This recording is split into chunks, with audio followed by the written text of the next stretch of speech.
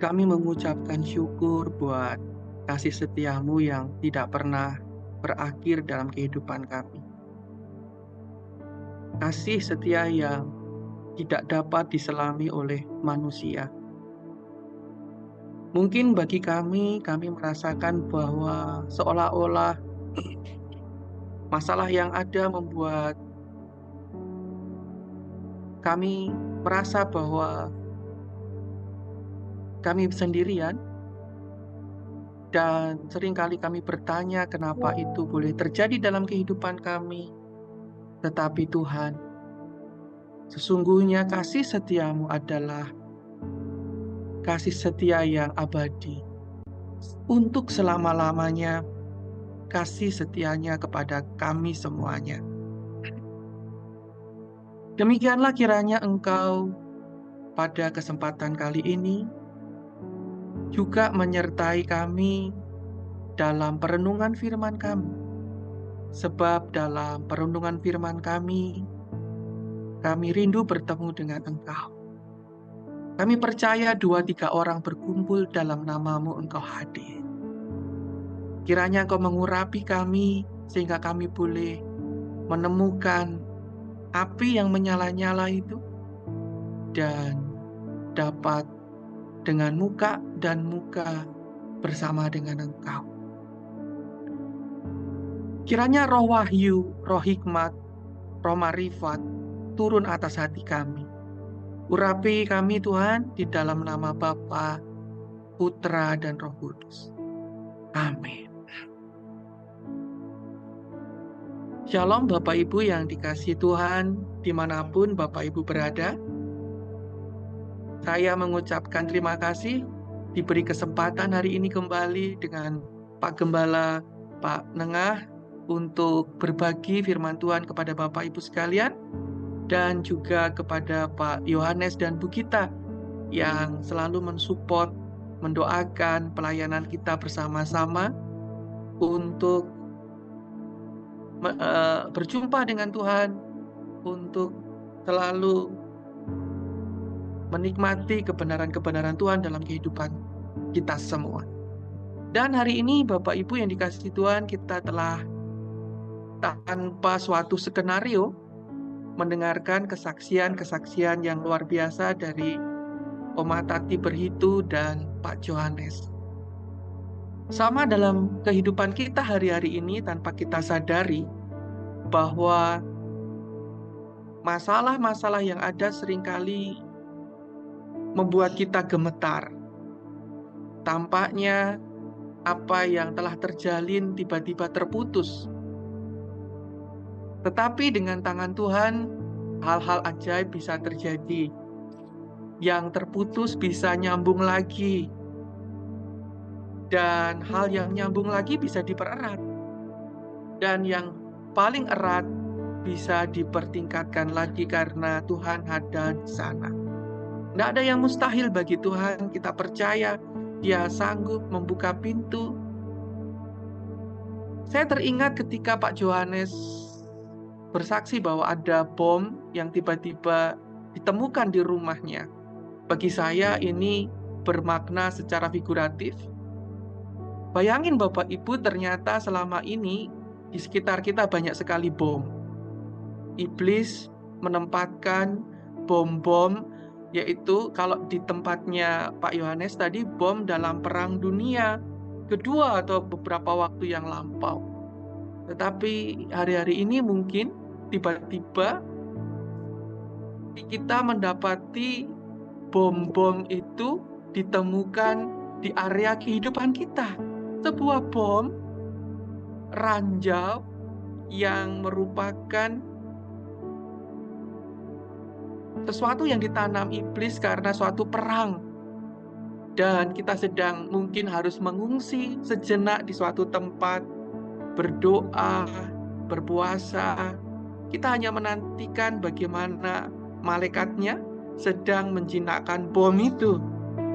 Bukan kita yang menjinakkan bom, bukan Pak Yohanes yang menjinakkan bom, tetapi pemerintah atau Tuhan kita yang hidup, yang menyuruh petugasnya jangan sampai bom itu meledak akhirnya memporak-porandakan kehidupan anak-anak Tuhan di dalam kehidupan kita. Nah, ini sebuah kesaksian luar biasa dan saya mengucap syukur. Nah, hari ini Bapak Ibu, saya ingin bersaksi tentang bagaimana berjumpa dengan Tuhan di balik firman. Ya, seperti kesaksian-kesaksian yang disampaikan tadi, bagaimana kita bisa menemukan sebuah pesan Tuhan di balik daripada apa yang terjadi, bahkan di balik daripada yang sesungguhnya kita baca selama ini sebagai yang disebut dengan firman, sehingga kita bisa mengerti akan pikiran firman itu sendiri. Kembali saya angkat quote dari Dr. Eli Disorkin Eisenberg, profesor di Israel Bible Center. Beliau mengatakan bahwa Alkitab tidak perlu ditulis ulang. Alkitab perlu dibaca berulang-ulang. Dan hari ini kita akan membaca satu ayat, dan di dalam ayat itu saya menemukan sebuah kunci bagi saya, sebuah kunci bagaimana kita dapat menemukan Tuhan di dalam kehidupan kita. Dr. John Hamilton, seorang pengajar profesor yang konsen di dalam pembelajaran tentang kebudayaan Israel, kebudayaan di Timur Dekat. Beliau dari universitas yang ada di Amerika, memberikan sebuah buku yang terkenal berjudul Ancient Near Age, Truth and the Old Testament. Di situ beliau memberikan quote bahwa untuk memahami pesan Alkitab secara penuh, kita harus melalui cara pandang bangsa Israel kuno. Karena Alkitab ini merupakan pesan Tuhan yang diberikan kepada bangsa Israel. Dan para penulis-penulis Alkitab, 90% adalah orang-orang Ibrani. Walaupun ditulis dalam bahasa Yunani, para penulis adalah orang-orang Ibrani yang kental.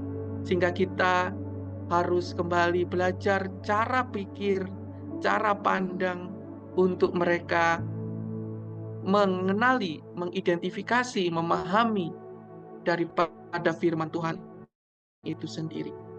Nah, Bapak Ibu yang dikasih Tuhan, ada suatu masalah yang ingin saya angkat, yaitu sebuah quote dari Dr. Lewis. Dia seorang teolog juga dari Amerika. Sebuah pemikiran, bagaimana mungkin ya, manusia itu dapat melampaui batas pikirannya dia. Dan bagaimana mungkin manusia ini mengalami sebuah perjumpaan dengan Tuhan. Nah, Bapak Ibu yang dikasih Tuhan, ya, di dalam ilmu kesehatan mungkin atau psikologi ya, ada intelligent, ada IQ, ada juga emotional quotient, dan ada juga kecerdasan secara spiritual, yaitu spiritual encounter. Nah, spiritual encounter inilah yang secara psikologi itu adalah titik di mana seseorang itu dapat menemukan Allahnya. Saya pertama-tama sih waktu saya belajar tentang mendapatkan pelajaran tentang IQ, EQ, SQ, saya sampai, masa sih ketemu Tuhan kok ada di SQ, di dalam kecerdasan spiritual seseorang. Bagi saya, mungkin spiritual itu adalah sesuatu yang terlepas daripada sebuah pikiran atau intelijen. Itu bagi saya dulunya. Tapi ketika saya dibawa semakin jauh menyelidiki firman Tuhan, bahkan saya menemukan sebuah kunci, ada sesuatu hal yang saya ingin berbagi kepada Bapak Ibu hari ini, yaitu tentang bagaimana kita melampaui batas-batas pemikiran kita hari ini. Tampaknya itu penting untuk kita dapat melampaui batas kecerdasan kita. Kenapa? Karena Allah yang hidup adalah Allah yang tidak terbatas di dalam otak kita yang kecil. Karena kita sedang ingin bertemu, bersekutu dengan seorang pribadi yang tanpa batas. Sedangkan selama ini pikiran-pikiran kita itu memberi batas, memberi konteks ruang, memberi konteks keberdayaan. Pikiran manusia seringkali hanya terbatas pada batasan logika, pada batasan kebiasaan, pada area yang sehari-hari kita alami.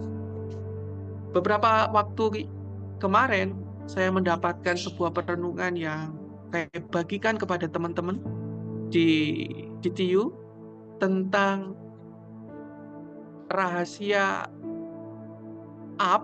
Bapa dan rahasia anak. Bagaimana Bapa adalah seorang yang menyebabkan anak itu hadir. Dan ketika Bapa diminta mempersembahkan anak, ini seolah-olah sesuatu yang memotong hubungan sebab akibat. Karena sang Bapa ingin menghunus, memberikan seperti imannya, dihunuslah sang anak.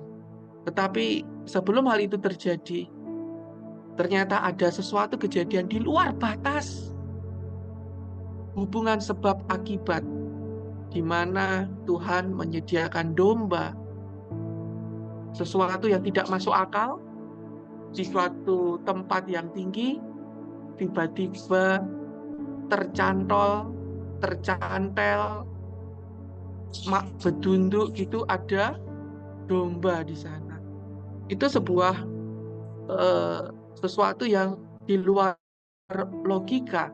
Bagaimana cara Allah memelihara kita. Sama, saya yakin dan percaya Allah akan bekerja di luar batas logika, di luar batas kebiasaan, dan di luar batas realitas kehidupan kita sehari-hari.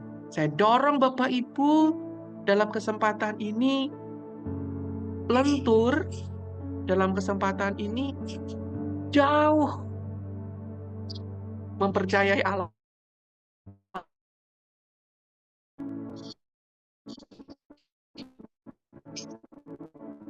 Sesuatu yang lebih jauh dari apa yang kita pernah duga. Kita cenderung memandang masalah dalam perspektif terbatas kita sendiri. Dan seringkali pikiran-pikiran kita sulit melihat, mengerti, memahami apa sih maksud Tuhan ketika tiba-tiba masalah itu ada. Kenapa kok tiba-tiba di dekat rumahku ada bom? Kalau meledak gimana? Kenapa tiba-tiba sesuatu rencana pernikahan tiba-tiba seolah-olah batal? Tetapi memang tanpa kita duga, dengan doa dan permohonan yang Om Tati panjatkan, Tuhan bekerja di sana. Sama seperti kehidupan kita, Bapak Ibu. Mungkin kita cenderung memandang masalah itu dalam perspektif yang terbatas. Dan jangan dipikir saya yang sedang ngomong sama Bapak Ibu ini tidak punya masalah. Masalah saya ngeri-ngeri sedap, sedap-sedap ngeri. Tapi saya berusaha berpikir di luar batas, memandang Tuhan yang tidak terbatas. Nah, seringkali Bapak Ibu yang dikasih Tuhan, kita memandang masalah itu membuat kita itu struggle ya. Kita akan belajar sesuatu hari ini. Ada sebuah ayat di dalam Keluaran pasal 3, ayat yang pertama ini. Ketika saya membaca ini, gue gemeteran Bapak Ibu. Karena saya menemukan sesuatu di sana. Saya tuh kadang-kadang soalnya saya berpikir gini loh Bapak Ibu. Bagaimana Musa yang bukan siapa-siapa, dia yang dalam pendidikan pangeran Mesir, dia yang dalam pendidikan sekuler selama 40 tahun, dan kemudian dia dalam permasalahan hidupnya, dia melarikan diri ke suatu tempat yang terpencil, terasing. Kok bisa tiba-tiba gitu loh, dia memiliki sebuah hubungan dengan Tuhan itu sampai tingkat face to face, sampai pada level sedemikian rupa. Itu sebuah pertanyaan dari dalam hati saya, apa sih rahasianya Musa gitu loh. Saya pertanyaan itu sambil lalu aja. Tetapi ketika saya diizinkan membaca ayat ini, ya Tuhan membukakan sesuatu dan saya menemukan jawabannya. Saya terkejut, melompat, bersukacita, dan saya ingin membagikan kepada Bapak Ibu apa yang saya lihat dalam ayat Keluaran pasal 3 ayat yang pertama. Demikianlah bunyi firman Tuhan. Adapun Musa, ia biasa mengembalakan kambing domba Yitro mertuanya, imam di Midian. Sekali, ada kata sekali di situ, dan ini kata-kata yang ambigu. Sekali itu, apakah itu terjadi sesekali atau evenly atau hanya terjadi pada waktu itu? Sekali, ketika Musa, menggiring kambing domba itu ke seberang padang gurun, sampailah ia ke gunung Allah, yakni Gunung Horeb. Seringkali kita membaca Alkitab itu memiliki pengertian yang permukaan Bapak Ibu yang dikasih Tuhan. Saya tidak menyalahkan semua ahli-ahli kitab yang menerjemahkan ayat ini. Mereka benar-benar hamba-hamba Tuhan yang diurapi dan memiliki pengetahuan yang luar biasa. Dan ini adalah layer pertama yang dapat kita jumpai, yaitu dalam Keluaran pasal 3 ayat yang pertama. Dan saya undang akan Bapak Ibu masuk lebih dalam daripada berita yang hanya sepintas di dalam layar Bapak Ibu. Vamosheh, begitu ya dalam bahasa Ibrani. Hayah. Saya senang sekali di sini ketika saya baca Vamosheh ini. Hayah roeh et tison yitro haton Kohen mityan fa yit nah et ini alef taf ya Bapak Ibu. Kalau ketemu et ini ada di dalam Kejadian pasal 1 ayat yang pertama. Et hatson akar. Ini dia akar, ini rahasianya ada di sini. Akar hamidbar Fayafo El Har Elohim Horefah. Memang ada makna-makna dalam kata-kata Ibrani itu, tetapi saya ingin mengingatkan Bapak Ibu ke dalam makna piktografi yang lebih jauh lagi. Saya ingin merefresh. Musa itu mempunyai masalah pada saat dia berumur 40 tahun di Mesir, sehingga masalah itu menyebabkan dia lari kepada padang gurun. Nah, Bapak Ibu, saya ingin mencoba Bapak Ibu lebih lagi merenungkan sesuatu. Masalah itu menyebabkan kita masuk ke dalam padang gurun. Sakit penyakit, masalah itu juga problematika kehidupan, masalah itu juga bisa macam-macam. Dan masalah itu mungkin kebanyakan timbul dari kesalahan diri kita sendiri. Pada kasus ini, masalah yang timbul karena Musa membunuh seorang Mesir.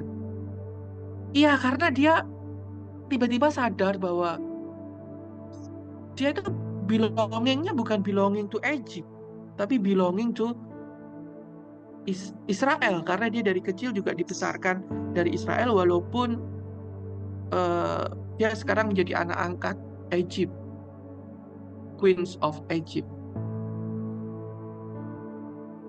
Ada masalah di situ timbul karena dia tidak bisa mengendalikan hatinya, dan masalah itu membuat dia lari masuk ke padang gurun. Perhatikan dengan baik-baik Bapak Ibu. Kita ini ternyata masuk ke padang gurun itu gara-gara kita punya masalah. Masalah yang diakibatkan oleh kelemahan-kelemahan kita, ketidakberdayaan kita, dan mungkin hari-hari ini kita menjumpai banyak masalah, dan masalah itu timbul sebagai akibat daripada kelemahan-kelemahan atau ketidakberdayaan kita, sehingga hal itu bisa muncul dan mendatangkan masalah. Dan kita tertekan akan hal itu, jiwa kita kering, jiwa kita bergumul, dan kita lari menuju padang gurun. Nah, ada seseorang satu, yaitu Yesus. Apa bedanya Musa dan Yesus? Mereka sama-sama lari dibawa. Kalau Musa lari dibawa masuk ke padang gurun, tetapi Yesus ini dia tidak mendapatkan masalah. Dia tidak melakukan kesalahan. Dia tidak melakukan dosa. Dia tidak sedang dalam kesulitan. Tetapi Roh Kudus membawa Yesus masuk ke dalam padang gurun. Nah, Bapak Ibu, hamba-hamba Tuhan yang luar biasa yang hari ini bersama-sama dengan kita, Bapak Ibu, renungkan baik-baik. Ternyata Roh Kudus mengizinkan Bapak Ibu sekalian yang telah menjaga hidupmu baik-baik. Jangan dianggap bahwa kita sudah menjaga kehidupan kita baik-baik, benar, lurus, berusaha tanpa masalah. Ternyata kita juga dibawa Roh Kudus masuk ke dalam padang gurun. Itu tempat gak enak. Itu, aduh, nangis-nangis tiba-tiba. Kami ini sudah berdoa loh Bapak. Kami ini sudah menjaga hidup kami dengan baik. Karyawan kami sudah kami bekerja perusahaan dengan baik. Tapi tiba-tiba Roh Kudus bisa Bapak Ibu mengizinkan masalah itu datang, atau padang gurun itu datang, dan kita ditempatkan di sana. Di situ jiwa kita bergelora, di situ kita kepanasan, di situ kita kicat-kicat. Kalau kicat-kicat itu bahasa Jawa, mungkin Bu Marta tahu kicat-kicat. Pasti kalau bahasa ininya kicat-kicat. Kepanasan lah. Begitu ya Bapak Ibu. Nah, kemudian apa yang selanjutnya kita dapat pelajari di situ? Kenapa kita semua dibawa ke padang gurun dengan dengan problematika masing-masing, entah orang yang bermasalah ataupun orang yang tidak bermasalah. Ternyata kita diizinkan untuk dicobai masuk ke dalam padang gurun. Nah, saya ingin mengingatkan Bapak Ibu tentang Musa. Musa adalah seseorang anak yang diizinkan Tuhan lahir selamat di atas, maksudnya dalam suasana pembunuhan, tetapi dia bisa selamat dan dia diselamatkan, dalam konteks dia diselamatkan, dan kemudian dia diangkat dari air. Jadi Moshe itu min hamayim. Min hamayim itu diangkat dari hamayim. Mayim. Jadi Musa itu adalah sesuatu yang diselamatkan, dan sesuatu yang diselamatkan itu diangkat dari air. Nah, Bapak Ibu, saya ingin membuka rahasia kata mayim ini ya. Mem, yod, mem. Di dalam rahasia piktograf, oke. Di dalam rahasia piktograf ini, mayim, mem itu air. Mem itu adalah air. Dan yod itu adalah tangan yang terangkat. Jadi, air itu adalah penyembahan. Dan ketika seseorang menyembah, seseorang itu akan dilingkupi oleh air. Ini air yang tertutup dan ini air yang mengalir. Artinya apa? Air yang mengalir di dalam diri seseorang yang menyembah itu akan membual dari dalam dirinya keluar. Dan penyembahan itu membuat keselamatan dan mengangkat dia dari air. Ini arti kata Moshe. Dan diangkat dari air, kita lihat apa yang terjadi di dalam Yesus ketika dia masuk ke dalam air dan kemudian dia berdiri sesudah dibaptis itu, dia diangkat, dia keluar dari air.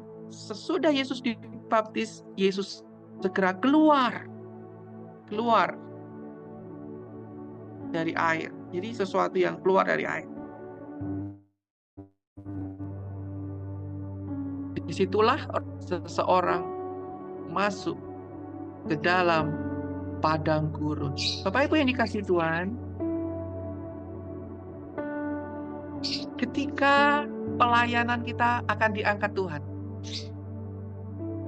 ketika kehidupan kita akan diangkat Tuhan, ketika segala sesuatu akan diangkat, misalkan Bu kita Pak Yohanes akan diangkat graduation di DTU untuk bachelor dan master, akan diangkat.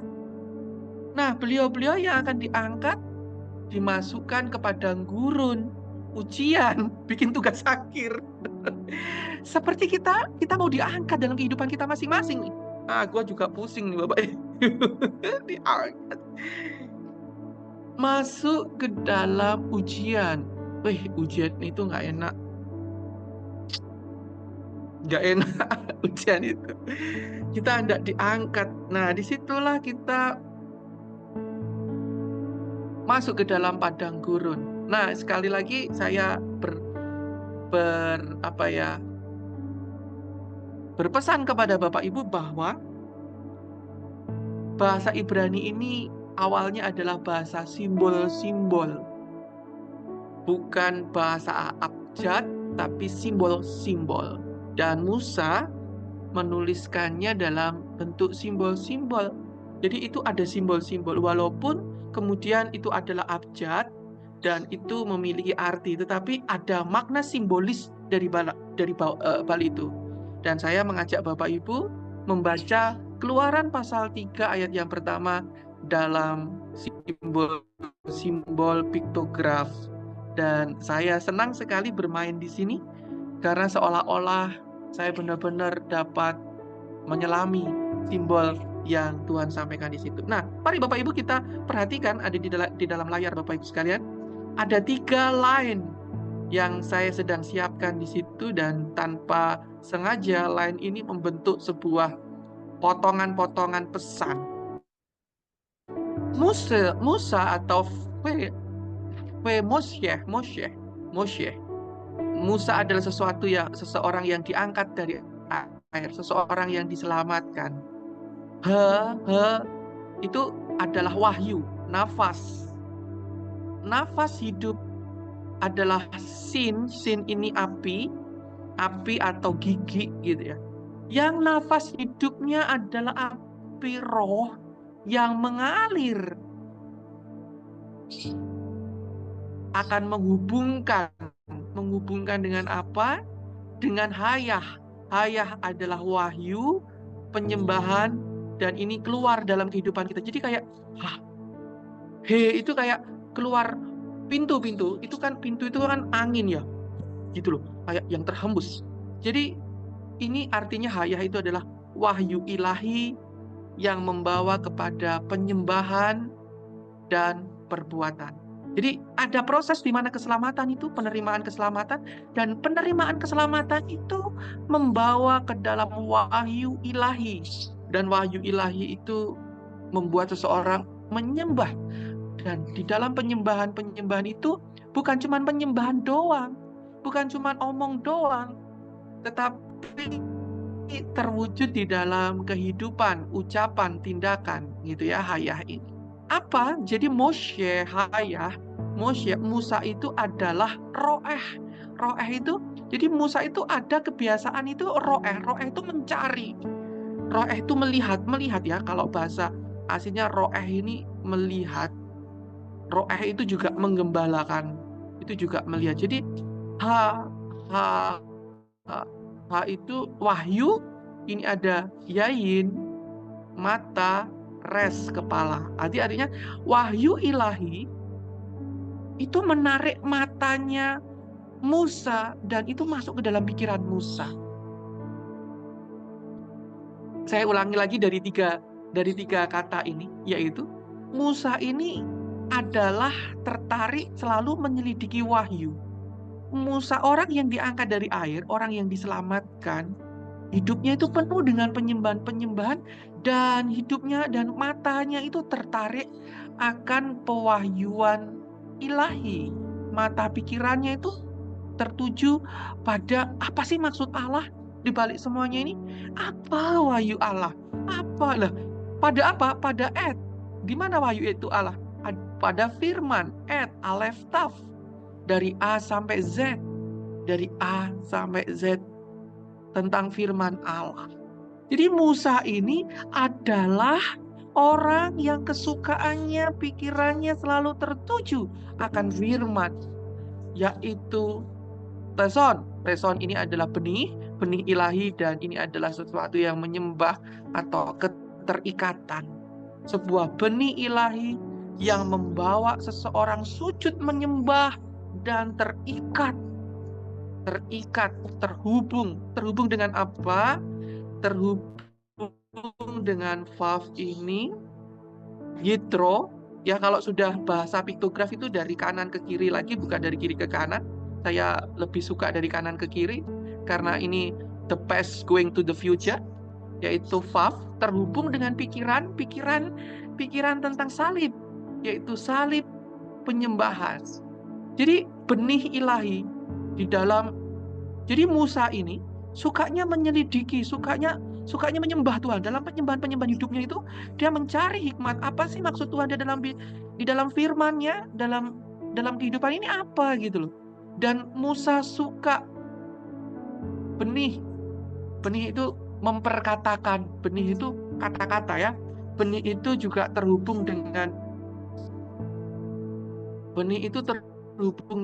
apa yang ditabur. Ini memperkatakan, menyampaikan, mengajarkan. Jadi Musa tampaknya dia mengajarkan, jadi seorang pengajar tuh di situ, dalam grup di situ. Dia mungkin gemara pada orang Israel itu suka kafruta ya, bersahabat untuk mendalami firman Tuhan. Dan itu membuat dia terhubung dalam penyembahan kepada salib. Salib waktu itu memang zaman Musa nggak ada salib, dan salib itu cross atau larangan-larangan ilahi, larangan-larangan yang membuat seseorang itu menyembah Tuhan. Terjalinlah benih, vav, nun, benih salib. Nah, ini perlindungan dan bicara tentang transformasi. Ini bicara tentang transformasi. Jadi bagaimana Musa dapat benar-benar bertemu dengan Elohim, bertemu dengan api yang menyala-nyala, bertemu dengan sosok Elohim itu. Ternyata Musa adalah pribadi yang sukanya mencari kehendak Tuhan, sukanya menyelidiki pikiran-pikiran Allah, sukanya melihat perasaan Allah. Apa sih perasaan Tuhan? Apa sih maunya Tuhan? Apa? Dia mencari di situ. Dia mengajarkan di situ. Dan dia menyampaikannya, menggembalakan domba Yitro, Mas. Dalam arti menggembalakan jemaatnya Yitro, menggembalakan domba Yitro di situ ya. Dia menggembalakan domba mertuanya di si Yitro mertuanya. Ternyata ada pesan khusus di situ. Ternyata Musa suka, walaupun dia seorang pangeran Egypt, Mesir. Bapak Ibu tahu Mesir kan? Kuburan. Walaupun dia pangeran kuburan, pangeran dunia ini, pangeran Egypt, kuburan, seseorang yang terpelajar dalam dunia sekuler, dia diizinkan Tuhan masuk padang gurun, dan di dalam padang gurun itu selama 40 tahun. Jadi ini 40 tahun ya Bapak Ibu, setelah Musa 40 tahun di Mesir, kemudian dia ini 40 tahun pada masa itu. Puncak-puncaknya itu sesekali itu, katakanlah gitu ya, dia ada pada masa itu. Nah, kita akan menyelidiki makna kata 40. Kenapa Musa berada pada titik itu? Itu tersembunyi dari gematria 40. 40 itu, ini tadi tersembunyi di gematria ini loh Bapak Ibu. Transformasi 40 itu ada dalam lambang cat ini loh. Yitro Hatno ini loh, cat ini. Dia tersembunyi di situ tuh. 40 bermakna pembersihan. 40 bermakna pemurnian. 40 bermakna metamorfosis. 40 bermakna pertumbuhan, pembentukan, persiapan to the future, persiapan tentang blueprint perkara yang lebih besar yang Tuhan sedang siapkan. Perkara yang lebih indah, dulunya cuman uget-uget, dulunya cuman ulat, membentuk indah, suatu keindahan, yaitu kupu-kupu yang sangat indah, dan itu adalah simbol menyelesaikan siklus paling tertinggi, rencana Tuhan paling tinggi, kehendak Tuhan puncak. Nah, disitulah Bapak Ibu, Tuhan sedang mengharap Bapak Ibu untuk mengerti. Tuhan sedang mengharap Bapak Ibu untuk penuh dengan hikmat. Bapak Ibu sedang diharap Tuhan untuk memiliki pencarian pewahyuan yang memuncak, yang membuat Bapak Ibu bertransformasi. Kesulitan, tantangan hidup terjadi mungkin karena kelemahan kita. Kita dapat belajar dari sana sehingga kita bertransformasi. Tidak ingin hal itu terjadi dalam kehidupan kita kembali, kita berubah, kita memperbaiki diri. Kita diizinkan mengalami masalah karena kelemahan diri kita. Kita diminta Tuhan untuk metamorfosis. Dan beberapa hari ini saya sedang menggalakkan Bapak Ibu hamba-hamba Tuhan untuk puasa. Dan di dalam doa dan puasa ini saya mendorong Bapak Ibu untuk bermetamorfosis. Dari yang banyak kolesterolnya bisa turun karena puasa. Dari yang gendut jadi sedikit kurus, ya. Nah, bukan masalah metamorfosis itu maksud saya, tapi dari yang rindu dipenuhi Tuhan, kita belajar apa sih kehendak Tuhan, bagaimana menerapkan peperangan ini. Jadi ini kita benar-benar dibawa pada peperangan yang semakin memuncak. Kita butuh kehendak Tuhan lebih. Tuhan itu kayaknya mengizinkan kita berperang agar kita terampil, kita bisa, kita mampu, kita menerobos seperti Raja Wali naik. Dan itu perlu kita menyusun barisan bersama-sama, bergandengan tangan, para satu sama yang lain maju bersama-sama. Ada suatu kunci kenapa Tuhan izinkan kita masuk ke dalam padang gurun. Padang gurun dalam bahasa Ibrani adalah Hamidbar. Hamidbar. Apa ini Hamidbar? Hamidbar adalah disebut padang gurun. Kalau Bapak Ibu yang ada di dalam Jerman ini sudah pernah saya sampaikan apa itu padang gurun. Padang gurun adalah Hamidbar dari kata dabar. Dabar. Nah, padang gurun, midbar ini ada H. Jadi H itu perwujudan. H itu bentuk, hembusan, eksistensi, keberadaan. Padang gurun dan dabar itu bicara.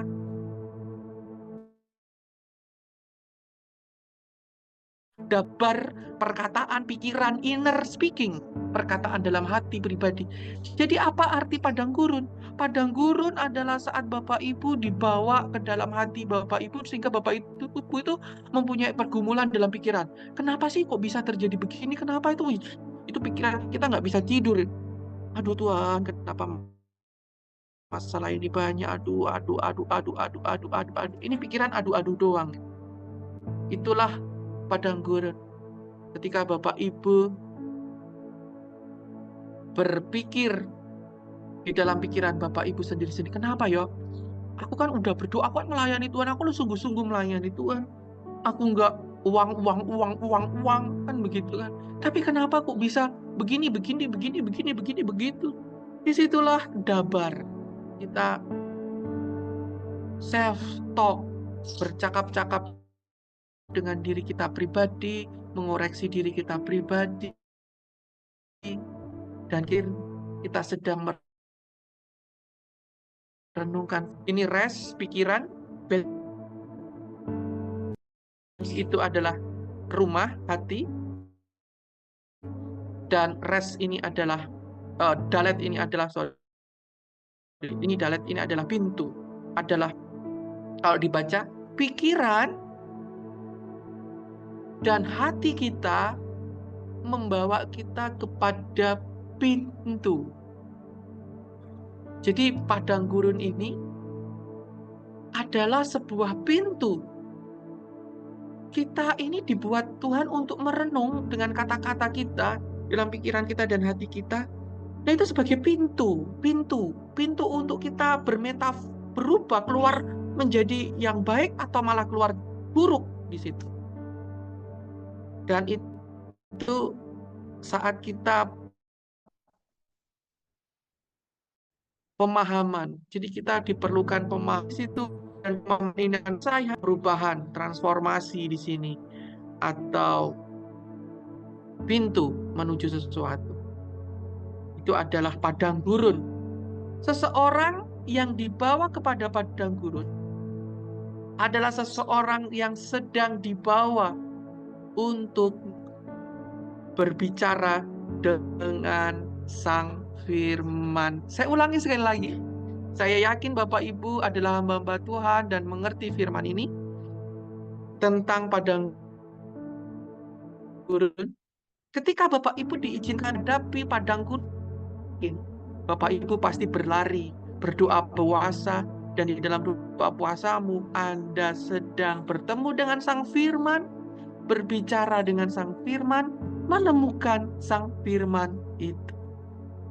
Seseorang yang sedang dibawa ke padang gurun, seseorang itu sedang diizinkan untuk berbicara pribadi dengan Tuhan, dengan Sang Firman. Di mana? Di dabar, di dalam pikirannya, di dalam hatinya. Ini loh bicaranya di dalam pikiran dan di dalam hatinya. Ini di pikiran dan hati ini terkonek menjadi satu, dan apabila itu dipenuhi firman, dipenuhi Sang Firman, it's will something happens. Kenapa saya berulang-ulang? Sebab saya nggak tahu ada wahyu Allah di sini yang sedang Bapak Ibu harus lihat, dan ini terhubung dengan ayat itu tadi. Saya ulangi, Ketika Bapak Ibu dabar, berpikir di dalam pikiranmu, dan ketika pikiranmu adalah pikiran firman, pikiranmu pikiran firman, dan itu saudara sedang dihembuskan pewahyuan, ini mengalir ada di dalam otakmu dan ada di dalam hatimu. Ketika itulah wahyu ilahi menguasai engkau dan membuat engkau transformasi. You got it? Di padang gurun, seseorang harus memperkatakan firman. Seseorang harus memperkatakan firman sampai dia mengerti. Mengerti tidak mengerti, omongin aja. Saya juga begitu hari-hari ini tuh saya nggak ngerti firman juga, udah saya omongin aja. Firman Tuhan itu begini. Saya perkatakan terus, ngerti nggak ngerti, supaya pikiran saya, supaya hati saya dikuasai oleh firman. Sebab saya mau melampaui akal dan pikiran saya. Yep, melampaui akal dan pikiran. Iyalah Bapak Ibu. Dari mana semuanya itu bisa terjadi? Wow. Thank you Lord. Tidak mengerti. Ya, seringkali kita dalam diskusi pribadi pun juga bingung gitu loh. Firman Tuhan ini apa? Sehingga kita terus menyelidiki, memperkatakannya itu. Sampai apa? Sampai akar. Hamidbar. Akar. Apa itu? Sampai apa? Sampai akar. Ini huruf kutub. Sampai akar. Akar. Hamidbar. Akar itu apa? Akar itu dibalik firman, dibalik padang gurun. Akar itu res, alef, atau akar itu alef, het, res. Pikiran kita bukan sesuatu yang tersembunyi. Pikiran kita melihat sesuatu yang dibalik dari firman itu, dari dabar itu, dari padang gurun itu, dari masalah yang Tuhan izinkan masuk. Kita menemukan, wow, ini tuh ternyata di balik itu ada Elohim, ada Elohim di situ, di seberang itu ada di balik ini. Nah, Bapak Ibu, kita harus menyeberang firman. Apa yang Anda baca itu, jangan katakan, wah, aku cukup mengerti firman Tuhan, cukup enough di situ. Enggak, Bapak Ibu. Firman Tuhan itu memiliki layer-layer kedalaman. Kalau saya boleh bilang, firman itu memiliki dimensi, step. Wah, dalam banget. Dan itu membuktikan bahwa firman ayat Alkitab kita ini bukan cuma tulisan manusia. Ya, bukan cuma tulisan manusia. Itu membuktikan ayat Alkitab kita adalah Sang Firman itu sendiri. Dalamnya tidak terselam. Lalu apa kata Horeb? Horeb ini adalah Horeb itu adalah, ini wahyu, ini rumah, ini kepala, ini dibalik. Jadi Musa itu balik firman, dibalik dabar, dibalik pemikiran dia, sampai dia ketemu sama gunung. Gunung itu Har. Ya, nanti saya akan presentasikan itu apa. Dan Horeb, gunung Horeb. Gunung itu adalah wahyu yang masuk ke dalam hati dan pikiran seseorang, sehingga seseorang itu mengetahui makna di balik itu semua. Apa? Itu butuh wahyu. Itu butuh sesuatu wahyu yang masuk ke dalam hati. Saya suka sekali. Wahyu itu masuk ke dalam hati terlebih dulu. Bukan pikiran. Jadi pikiran kita ini penuh dengan kebenaran, penuh dengan logika, penuh dengan kemungkinan, rumusan, sebab akibat, semua berjubel di sini. Tapi wahyu akan masuk ke dalam pikiran melalui hati. ya, yang menimbang-nimbang ini benar, ini tidak, apakah ini pesan Tuhan ataukah tidak. Ini bad, ini hati Anda yang membuat Anda dapat, oh ini tuh Tuhan. Wow, gitu tiba-tiba Anda. Itu karena hati Anda terkoneksi dengan pikiran dan Anda receive hembusan angin yang daripada Tuhan, bisikan angin sepoi-sepoi seperti Elia di gua itu masuk. Dia tahu, ini Tuhan, ini wahyu itu di situ.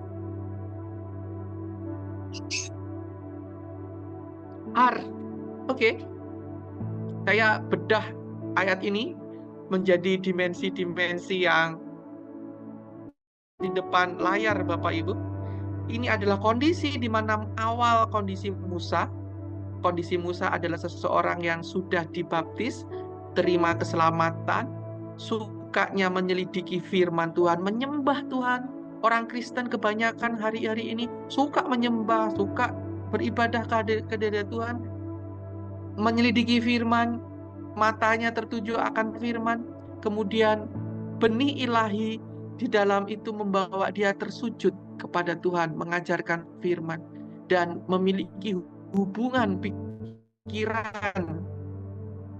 pikiran larangan-larangan atau salib dalam penyembahan itu, sehingga terjalin erat antara benih firman dengan salib, dan itu membuat sebuah perlindungan dalam kehidupan kekristenan, mentransformasi hidup seseorang. Ternyata nggak cukup di situ.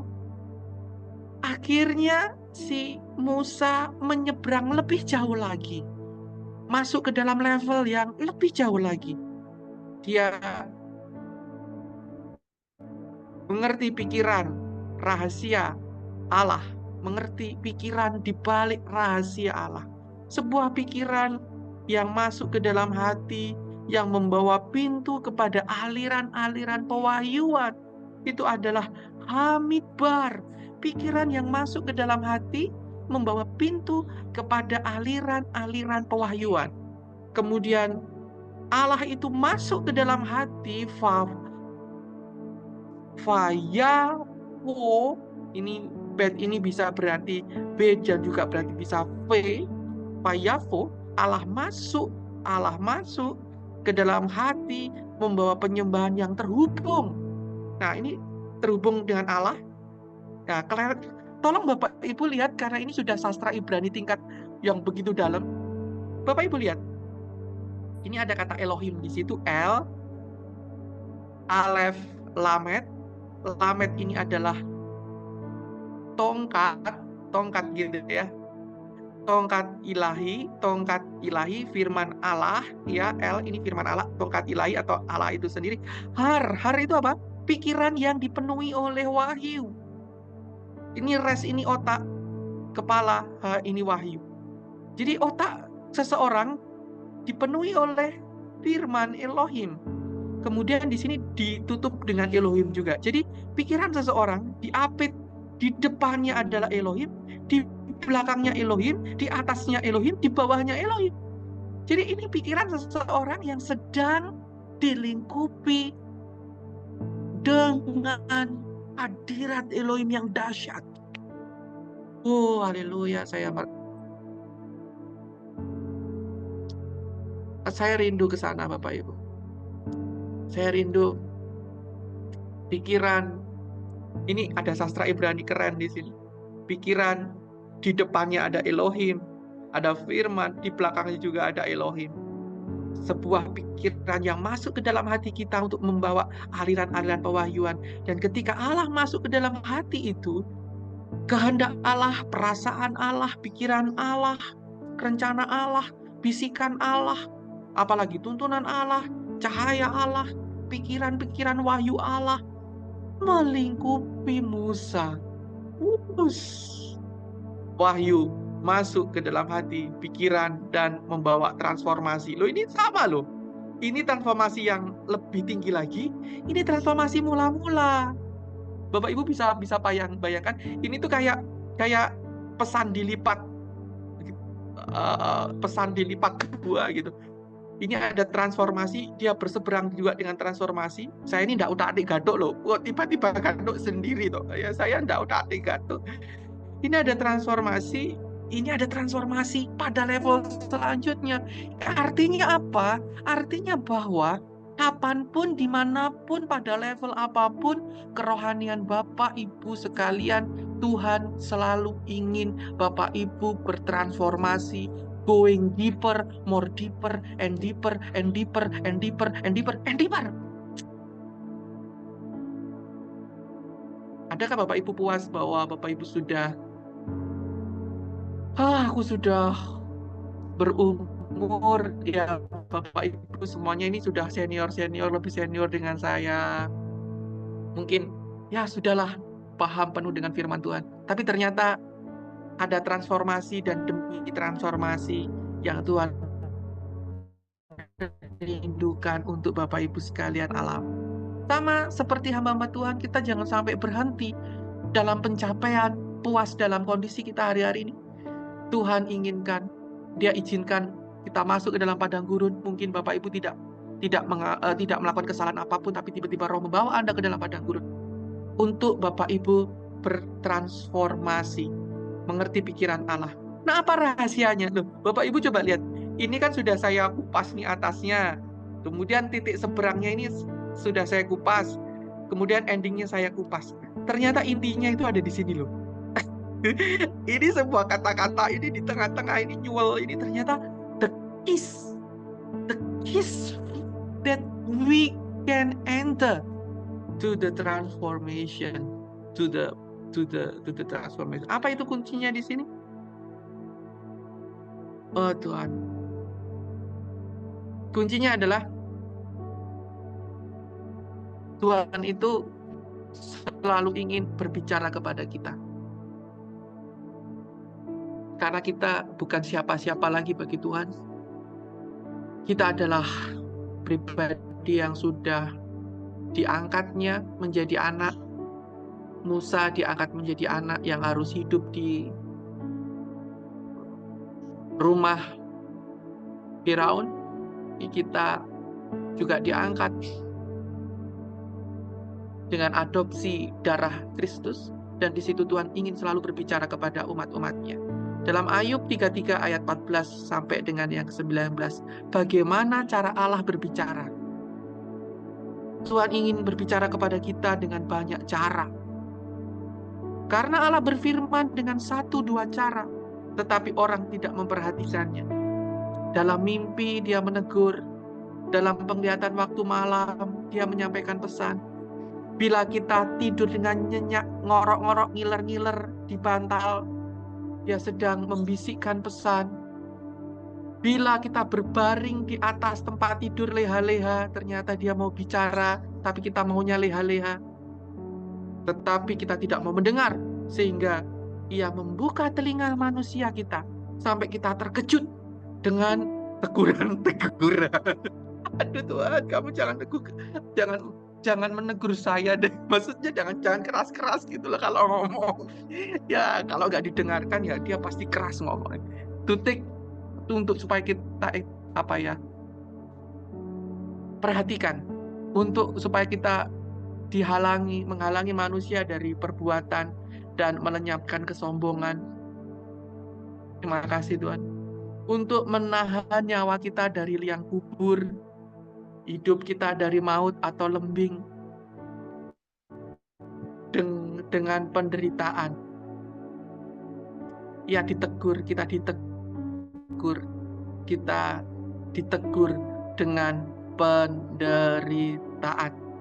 Di tempat tidur, sehingga berkobar terus-menerus bentrokan dalam tulang-tulangnya. Aduh Tuhan, aku tuh kalau malam tuh merinding Bapak Ibu, tulang-tulangku tuh gemeteran. Tek, aduh, tolong Tuhan, tolong. Sampai tulang-tulangnya koplok Bapak Ibu yang dikasih Tuhan. Kuncinya ada di sini. Kohen, Midyan, Vayikna, Ed Hashon. Kohen, benih pewahyuan adalah sesuatu yang diterima untuk diberikan. Benih Ini benih pewahyuan. Ini Kohen,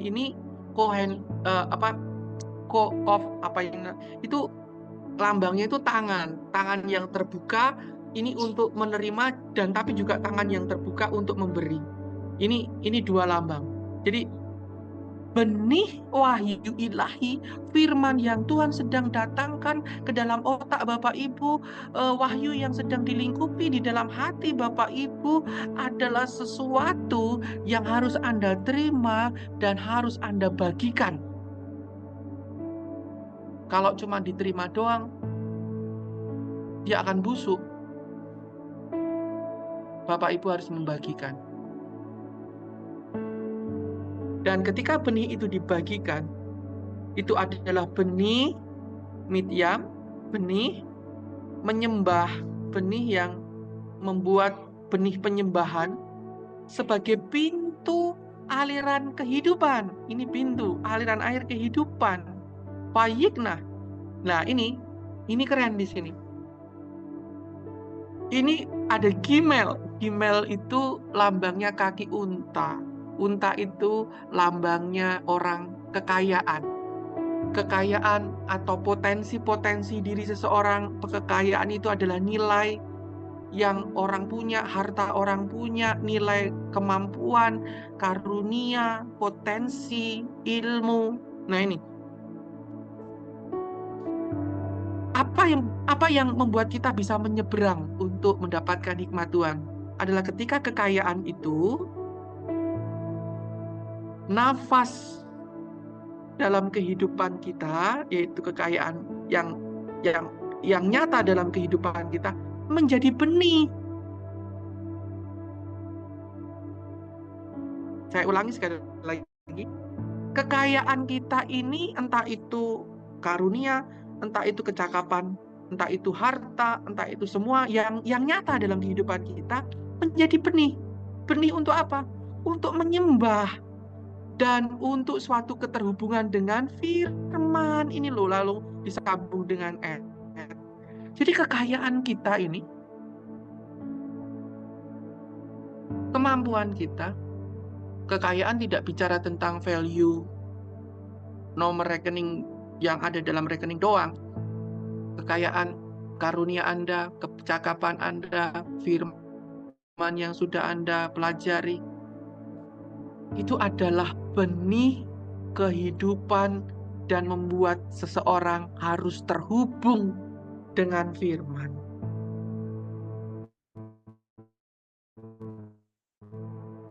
Dan itu adalah satu kehidupan. Jadi kenapa Musa dapat menemukan wahyu? Karena Musa memberikan seluruhnya apa yang dia punya, hidupnya, sampai dia bilang, ketika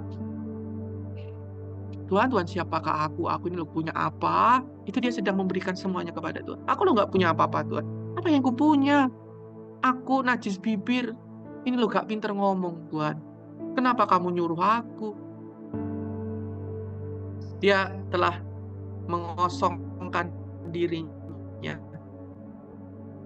untuk menjadi benih yang membuat keterhubungan dengan Tuhan. Nah, ketika kita menyelam ke dalam firman Tuhan dan melampaui pikiran manusia, kita akan bertemu dengan pikiran Allah.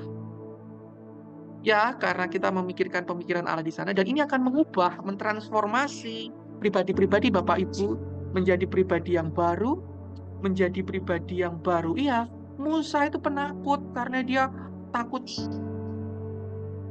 Dia itu pemalu, dia penakut. Lari daripada kejaran. Tapi dia dirubah hatinya untuk kembali pergi menghadap ke Firaun dengan hati yang seperti setor nyawa. Kalau kamu mau membunuh atas hukumanku yang lalu, silahkan gitu ya. Dia menantang badai. Pribadi baru, khusus.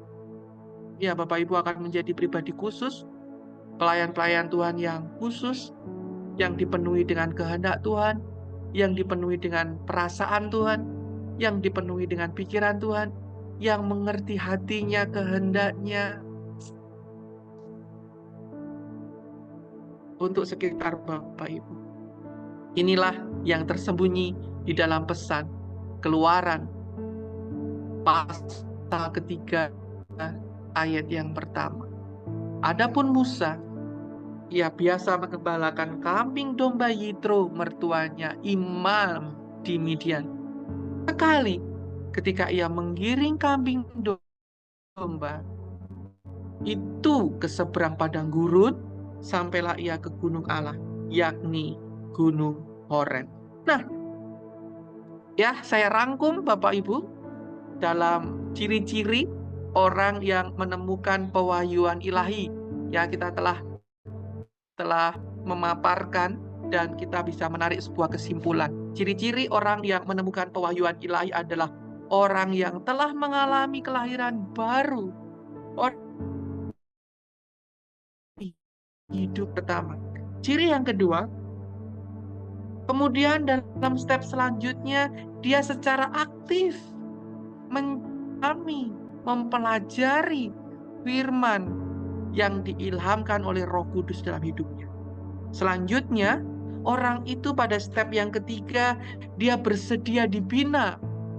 Dia bersedia taat pada bimbingan rohani yang diberikan, yaitu bimbingan rohani Imam Yitro, seorang imam di Media. Dia tunduk akan bimbingan.